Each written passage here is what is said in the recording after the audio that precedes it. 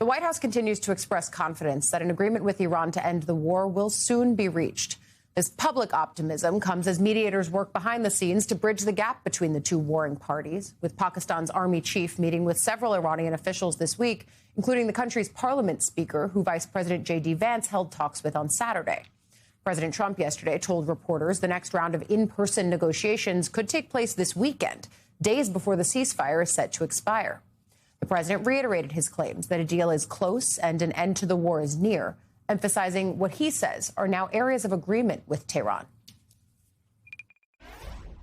Are you considering extending the ceasefire with Iran? With who? With Iran. We're doing very well, I can tell you. Maybe it'll happen before that. I'm not sure it needs to be extended. Just so you know, Iran wants to make a deal, and we're dealing very nicely with them. We've got to have no nuclear weapons. If we do, that's a big factor. And they're willing to do things today that they weren't willing to do 2 months ago. Very important is that Iran does not have a nuclear weapon, and they've agreed to that. Iran's agreed to that, and they've agreed to it very powerfully. They've agreed to give us back the nuclear dust that's way underground because of the attack we made with the B-2 bombers. So we have a lot of agreement with Iran, and I think something's going to happen very positive. If there's no deal, would you be willing to extend the ceasefire, or will the fighting resume, Mr. President? I would say the fighting. If there's no deal, fighting resume. That's a pretty important metric that he laid out there. And yet now we're getting a sense of at least what Trump says are areas of agreement. Notable. We'll see where that goes. That's one ceasefire, though. This one's another big one. A 10-day ceasefire between Israel and Lebanon is now in effect following negotiations brokered by the United States. In a video message yesterday, Israeli Prime Minister Benjamin Netanyahu said his country has an opportunity to forge an historic peace agreement with Lebanon, but that Israeli forces would remain inside Lebanese territory in a reinforced security buffer zone. Iranian-backed Hezbollah militants inside Lebanon were not formally part of this agreement. In his post yesterday announcing that agreement, President Trump said he directed Vice President J.D. Vance, as well as Secretary of State Marco Rubio and Joint Chiefs Chairman General Dan Kane, to work with both sides to achieve a lasting peace. The president also posted that he's invited both Netanyahu and Lebanon's president to the White House. All of this on the world stage comes as House Republicans once again narrowly defeated a Democratic effort to block the president from ordering further strikes on Iran. The final vote on the War Powers Resolution yesterday was 213 to 214. These razor-thin margins again. Congressman Thomas Massie of Kentucky was the only Republican to vote in favor of the measure ultimately. One other Republican voted present. 3 others abstained. Only one Democrat, that's Congressman Jared Golden of Maine, voted against this resolution. But even as Republicans blocked the measure, some members of the party did indicate support for the conflict, their support for the conflict wasn't open-ended.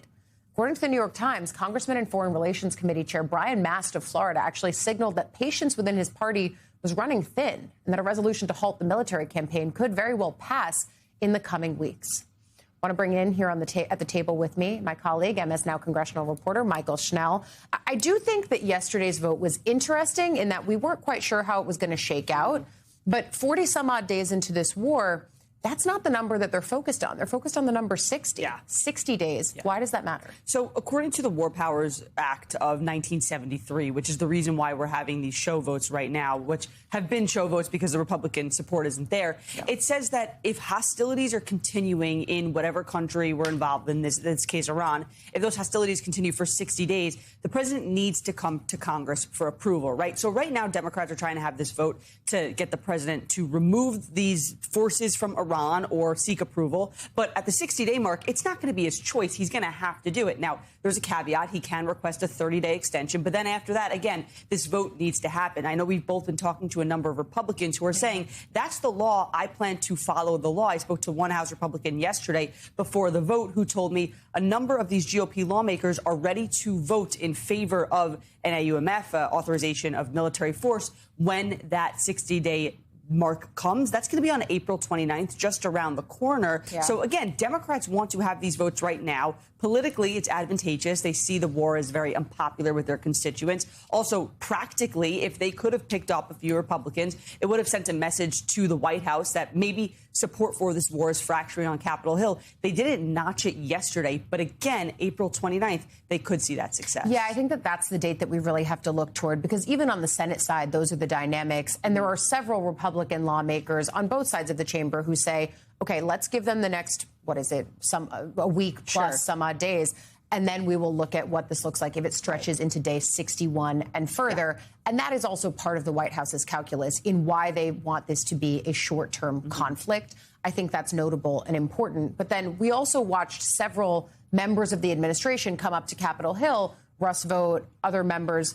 There's no dollar sign that they are attaching to this conflict. And I wonder if that is their continued recognition that not only is this war unpopular, but amid an affordability crisis on domestic issues, they are asking Congress to spend more on a foreign entanglement. Yeah. I think there are three prongs on that. First off, is that we saw that reporting for past couple of weeks now that the Pentagon would request about $200 billion for this war. Now, that figure raised a lot of eyebrows. A number of Republicans said they're not appropriating that much money. They said if we are, we need to have offsets, cuts in other areas of the government in order to pay for that. That's going to be controversial within itself. Since then, there has been some reporting that that dollar figure has decreased, but still not an official request from the Pentagon, which is leaving lawmakers wondering how much longer are we going to be here and what exactly is it going to require of us. Now, to dovetail to those hearings you were just talking about, Russ Vought, the OMB director, Office of Management and Budget, was on the Hill yesterday for these hearings, and he didn't give a firm answer about how much the war in Iran has cost already, which caused some consternation among lawmakers. And then the last part of this is that the Trump budget has requested $1.5 trillion for the Pentagon. That's a ton of money. It's the most in history for the Defense Department. And a lot of lawmakers are saying, well, what exactly is this going towards, particularly as we are in this massive entanglement in the Middle East that the president is saying is going to be a short-term excursion. But in order to achieve those goals, it could take a little longer. Lawmakers are finding themselves in the dark right now. And I think that's a lot of the reason why, as we get closer to that April 29th date, it may be time for some of them to cast that vote.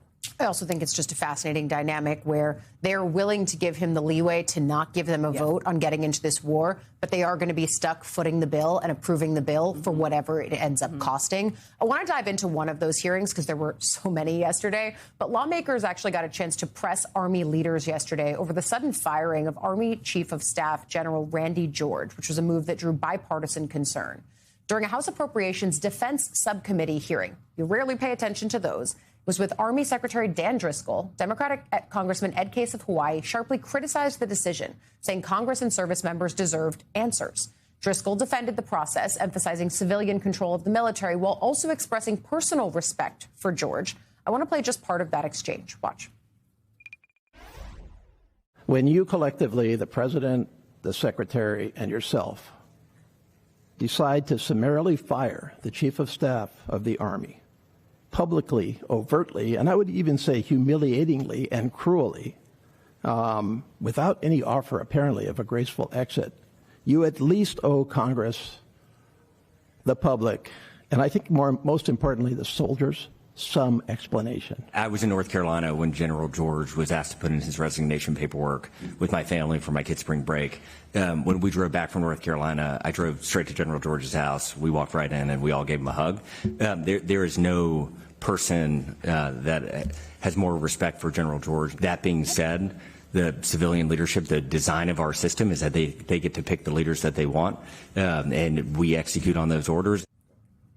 So bipartisan condemnation for this move that actually came from Pete Hegseth. And to give people even just a layer deeper of like the who's close with who in the administration, Driscoll does not have a great relationship with Hegseth, but he is very close to Vice President J.D. Vance. But when you see that there is concern starting to pop up in these hearings from members of both sides who say, yeah, I got concerns about the way that you guys are doing this, does that tell a larger story, or is it an isolated incident? I think it tells a larger story. And let's also make something clear, Allie. As you mentioned before you just threw that soundbite, this is a budget hearing, right? Normally, we wouldn't even be talking about this. It would have skated under the radar, would have been discussing other things. Of course, this comes in the context of the war in Iran, but it's also because of these growing bipartisan concerns, whether it be with the cost of it, whether it be with the defense budget as this conflict is ongoing, whether it be with the firing of this Army Chief of Staff, which, by the way, as you mentioned, bipartisan bipartisan praise, we still don't have a clear reason on just as to why Pete Hegseth asked him to step down and retire immediately. So, yeah, absolutely, this all comes together as the scrutiny seems to be increasing on the president on this key priority, which is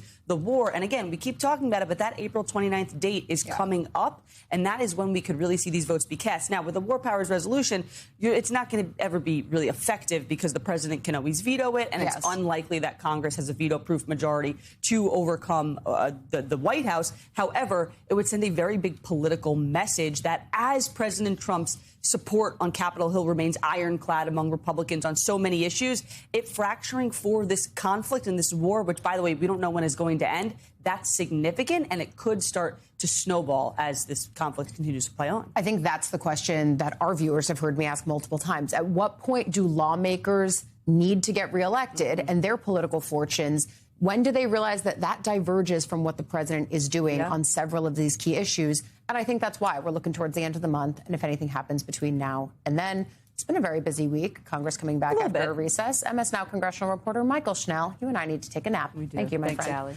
And one more update for you before we get in a quick break. President Trump now says he has nothing against the Pope, despite criticizing the Catholic leader several times quite publicly since Sunday. Watch. It's very important that the Pope understands. Very, very important. It would be nice not to say it. Iran killed 42,000 people that were totally unarmed. They were protesters. Iran cannot have a nuclear weapon. If they did, every country, including Italy, where he's stationed, every single country in the world would be in trouble. Why are you fighting with the Pope? And are you worried it's upsetting your No, I don't. I have to do what's right. The Pope has to understand that. Very simple. I have nothing against the Pope. His brother's MAGA all the way. I like his brother, Why are you Louis. fighting with him? I'm not fighting with him. The Pope made a statement. He says Iran can have a nuclear weapon. I say Iran cannot have a nuclear weapon. There was a group of bishops that did put out a statement saying the Pope isn't merely exercising his opinion, he's preaching the gospel. I mean, what do you say to people that view this? Well, I as an want him attack to on the preach the Catholic Church? gospel. I'm all about the gospel. But I also know that you cannot let a certain country, which is a very mean-spirited country, have a nuclear weapon. To be clear, the Pope has never said that Iran can or should have a nuclear weapon. In fact, he's spoken multiple times against them. The Pope, meanwhile, also spoke yesterday while touring Africa, calling out the world's tyrants and those who manipulate religion. Watch what he said.